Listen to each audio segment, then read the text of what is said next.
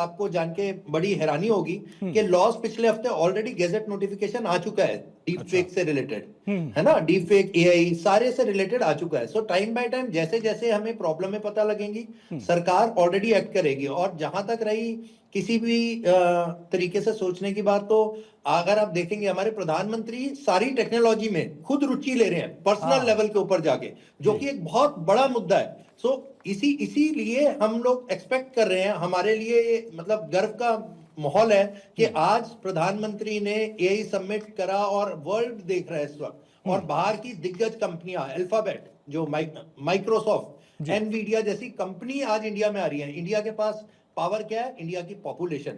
सो जैसा कि एआई ये लॉन्च हुआ, तो एआई के लॉन्च के साथ साथ यूज केस हमें देखने हैं कि हम उसे रोजमर्रा की जिंदगी में कैसे हम उसको लेके आगे बढ़ सकते हैं। आपने बोला कि कैसे एक आम आदमी को काम आ सकता है एआई।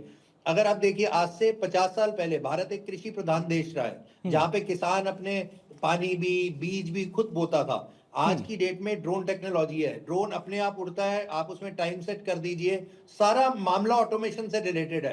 अपने आप जाएगा, उस टाइम में बीज डालेगा, कुछ टाइम में पानी डालेगा, जो जो आप उसको निर्देश देंगे वो ऑटोमेटिकली उसी दौरान वो जाएगा, ड्रोन अपने आप उड़ेगा और अपनी जगह पे आ जाएगा, और फिर उसके इंटरवल जो आप सेट कर देगा किसान।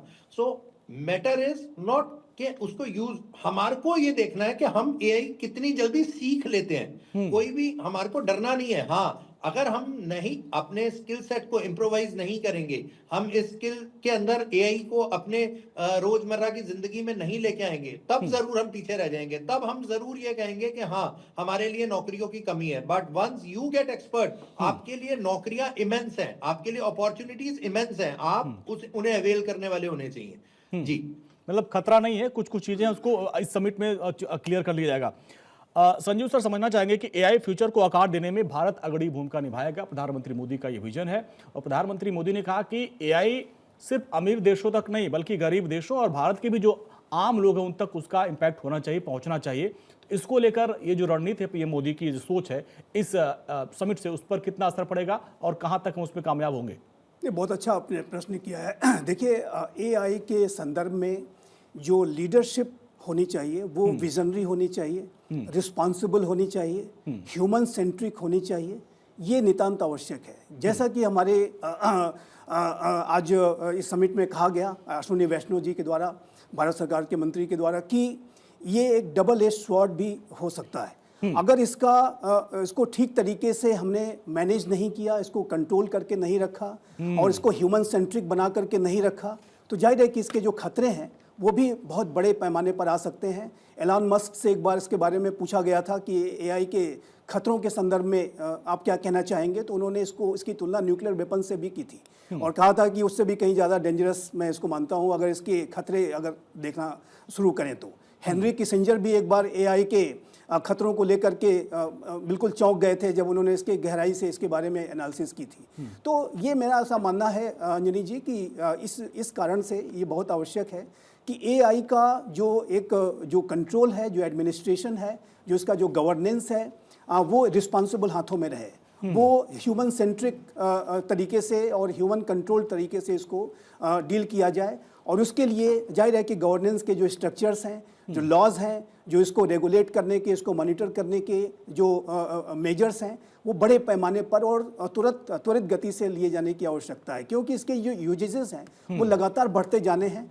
और जैसा कि शरद जी ने कहा, मैं बिल्कुल सहमत हूँ, इस बात को मैं एम्फेसाइज करना चाहूँगा कि जो आने वाले समय में जो जॉब की जो अपॉर्चुनिटीज़ हैं उसको यदि जो भी वर्तमान समय के जो वर्कर्स हैं उनको यदि मेंटेन करके रखना है तो उन्हें अप स्किलिंग, री स्किलिंग के ऊपर तुरंत विचार करना होगा, क्योंकि अनेक ऐसे सेक्टर्स में जाहिर है कि जब तक आप और अधिक आज के परिवेश के अनुसार, एआई के परिवेश के अनुसार अपने आप को री स्किल नहीं करेंगे, अपने आप को अप स्किल नहीं करेंगे, तो ऐसे में जाहिर है कि ये चिंता तो है।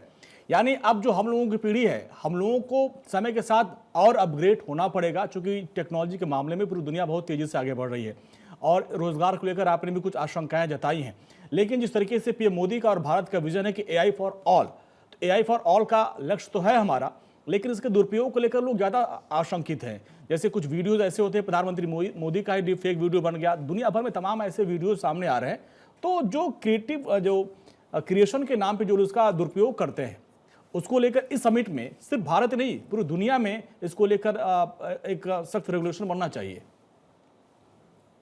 बिल्कुल, देखिए डीप फेक्स के अगेंस्ट ऑलरेडी नोटिफिकेशंस आ चुके हैं, जैसा कि अभी कहा भी गया इसी पैनल डिस्कशन में। हाँ। और मुझे लग रहा है कि ये ऐसी चीज है जिसको आप अगर रोकना चाहेंगे तो आप रोक नहीं पाएंगे, आपको उसके साथ फ्लो करना पड़ेगा। अगर हम आज भारत एआई समिट को होस्ट कर रहा है, इसका अर्थ यह हुआ कि भारत अपने आप को ग्लोबल मैप में एक एआई का बहुत ही महत्वपूर्ण बिंदु बनाना चाहता है। तो हम इसको एक्सेप्ट करना चाहते हैं। अब बहुत सारे देशों से सवाल आए पीछे कि भाई भारत जैसा देश जहां 145 करोड़ लोग हैं, आप एआई टेक्नोलॉजी को लाना चाहते हैं, तो यहाँ तो बेरोजगारी की समस्या आज से नहीं, आजादी के बाद से एक बहुत बड़ी समस्या हमारे सर पे बनी रहती है, क्योंकि जिस कदर आबादी बढ़ती है। ऐसे में अगर आप एआई लेके आते हैं तो क्या ये एआई आपकी बेरोजगारी की समस्या बढ़ाएगा या घटाएगा?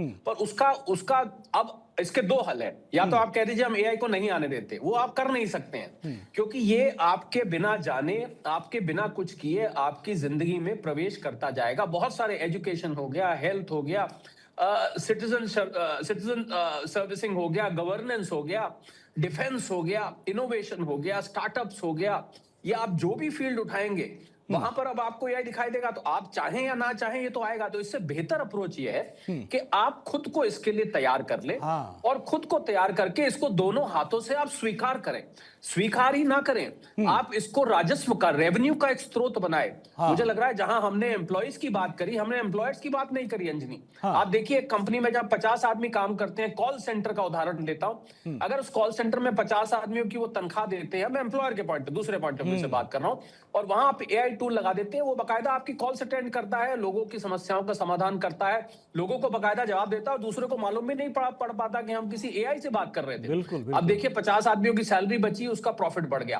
अब वो 50 आदमी क्या करेंगे? सवाल ये उठता है कि वो जो 50 जिनकी नौकरी नहीं रही, उनके लिए मैं रीस्किलिंग और अपस्किलिंग की बात कर रहा था। मुझे लग रहा है थोड़े समय में ऐसा लगेगा कि नौकरियां खा रहा है, पर कालांतर में आप देखेंगे कि इससे नई नौकरियों का हमने सृजन देखा शुरू हो सर अभी जाएगा। सरकार एक ने सेकंड, किसानों के अंजनी, जो एक- साथी एक- अंजनी एक जरूरी बात मैं कहना चाहता था कि अगर एआई को स्कूलों में ला दिया जाए, स्कूल से इसकी शुरुआत हो जाए, हाँ। मुझे लग रहा है हमारे बच्चे जो पढ़ के निकलेंगे वो एआई प्रिपेयर्ड होंगे, उनको कभी भी नौकरी की दिक्कत नहीं आएगी। क्षमा करें मैंने आपको टोका। नहीं ठीक है सर, चूंकि हम आखिरी पड़ाव में आ चुके थे, चूंकि एआई को हमने देखा कि अभी सरकार ने किसानों के लिए कृषि क्षेत्र में साथी की शुरुआत की थी, जिसका इम्पैक्ट पड़ रहा है, जिसका असर दिख रहा भी रहा है, और जैसे जैसे जमीन लेवल तक ये पहुंचेगा, क्योंकि यूपीआई को लेकर भी तमाम तरह के सवाल उठे थे कि भाई भारत में इतना डेटा नहीं है, इतना नेटवर्क नहीं है, लेकिन आज यूपीआई का लोहा पूरी दुनिया ने माना, और हम यही उम्मीद कर रहे हैं कि एआई में भी भारत की पूरी दुनिया में तारीफ होगी और लोहा पूरी दुनिया मानेगी।